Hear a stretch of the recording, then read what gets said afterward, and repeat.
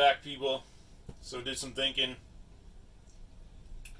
First of all, I'd like to say, just breaks my heart to see animals out in the cold weather. It's up to 29 degrees out right now. This is only October, so talked to a lot of locals at the bars, out and about, people from the trailer park here. They're saying January is negative 20. So if the insulation hasn't ripped off the bottom of my trailer, why is the water pipe frozen? I don't know why I didn't think of this before, so I just checked the bathroom sink and the toilet. The water's coming out slowly in the bathroom sink, and the toilet does flush. That is the windward side of the trailer. Maybe that's why the sink's frozen. I don't know why that faucet's frozen. Maybe the pipe goes right along the wall. Needless. If it's freezing at 29 degrees, I mean, I don't know what it was last night. Probably down to 20. I think actually it was 18 last night. What am I going to do when it doesn't go above 10 degrees for a week straight in January? Things to consider. As you can see, I have a can of this. This was to seal out the creature originally. So I thought, I'll just spray this in these cracks. It ain't going to make a damn difference. Also, if you read the warning on the back of this, it says, don't do this inside, don't do this without ventilation, and as you can see, everything's sealed up here airtight, well, even though it's really not airtight in here. But if I do spray this and it's really bad smell and I can't be in the camper, out drinking last night for Halloween, got the headache going on right now.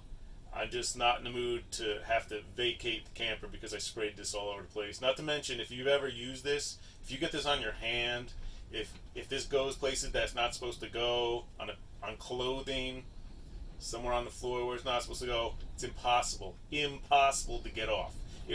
It'll barely come off your hands. You got to scrub them. If you get it on clothes, you're done. It's that foaming insulation spray. If you've used it, you know. It's great to use outside, but you're using it inside, you got to be very careful. And it does have a lovely aroma. So I thought about it. I can't spray this inside. It's just not gonna. It's too risky. So I have the cabinets open for that, where the hole is going to the outside air. I turned on the actual furnace. So it is up to 66 degrees in here. And with the cabinets open, I'm going to see if the sink lines defrost. For me to turn the water valve outside off, I have to actually dig it up. I buried it in rock and insulation to stop it from freezing. It's taped up over the valve with an insulative cover. It's going to be a to-do to actually turn that valve off. So I'm thinking maybe that cold air coming up from the hole in the floor is freezing the pipes. Like I said, still, January, doesn't matter what I do, it's still going to freeze up. Do I need water in here? No, I could get jugs of water, but, living off grid, as I've done in the past, the number one thing is water. If you don't have water, life is a real pain.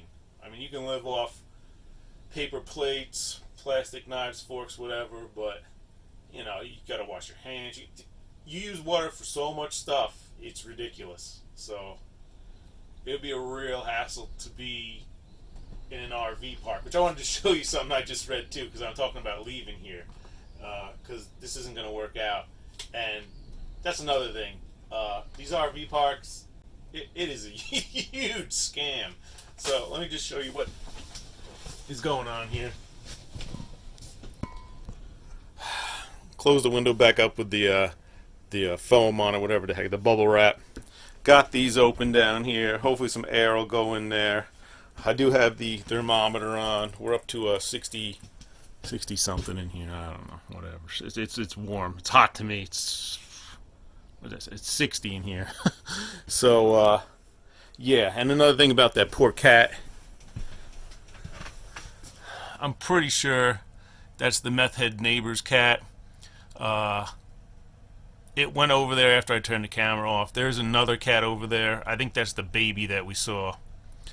I have no idea how that cat's gonna live in January.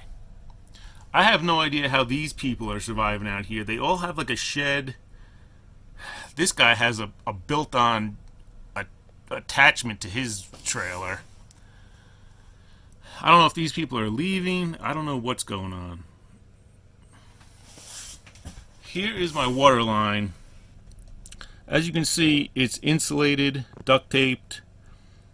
Inside that black foam insulation is a heat wire that's powered from the right there from the power stanchion. Right there is where it's buried. For me to turn the water valve off is a big deal. I'm pretty sure that line is not frozen because of the heat tape that's on it. That is actually my water drain right there. I could not use the normal hose that comes with the trailer because they told me it would freeze. It costs about 20 bucks. Let me show you this. Rules and regulations. Rents due on the 1st of the month. A $50 per day late fee will be issued. 2-week notice to vacate is required. So now I'm thinking about leaving, right? Now I got to give them a 2-week notice to leave here.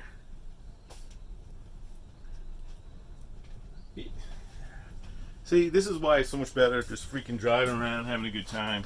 You sign up for this stuff.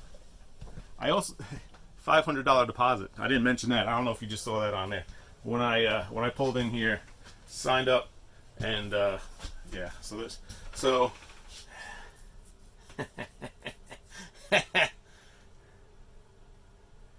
no refund of rent that is paid to the Big Country RV Park.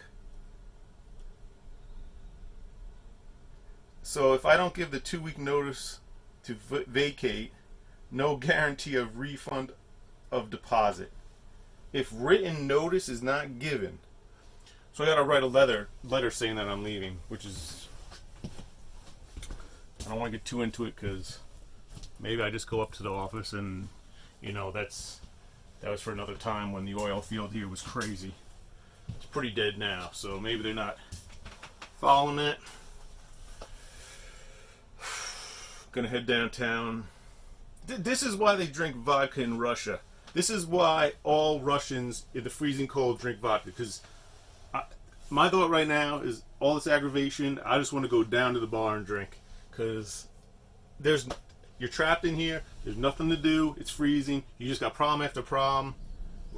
Naturally, you're like, I'm gonna go get some beer.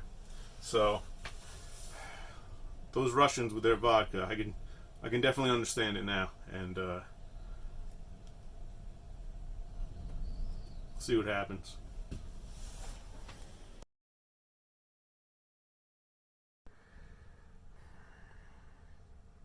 All right, people. I'm gonna let it heat up in here. I'm gonna go think about life down at the Doc Holliday's Roadhouse Bar Grill, whatever the hell it's called, and put a lot of effort into trying to winterize this thing. I got to go just have a couple drinks to think over and ponder. You know, today, half frozen lines, January, frozen camper, dead cat outside my door. So just looking at the side of the camper here where I have sealed up the windows, I'm noticing already, see the cracks between the duct tape and the actual camper because it's, what do you want to call it, not perforated, it's wavy. You know that duct tape just going to come right off. Man, there's so much work put in.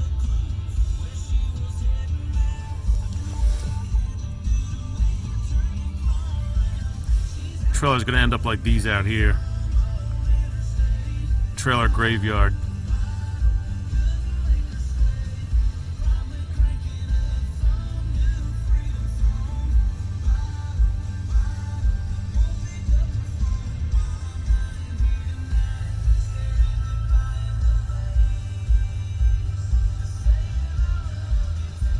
Bright lights in the distance, oil flares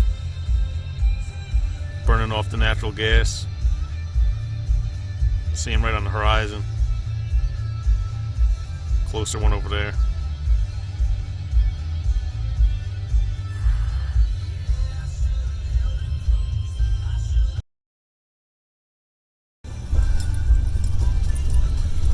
Just give you a look at where I'm situated.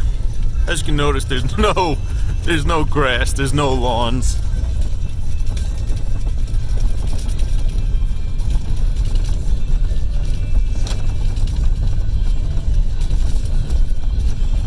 Main building, office, showers.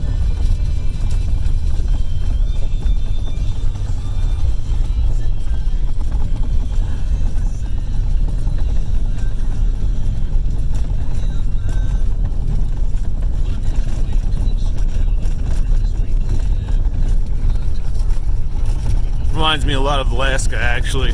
Alaska RV parks, Anchorage, Fairbanks, the same stuff, just dirt, rocks. Very barren, nasty stuff.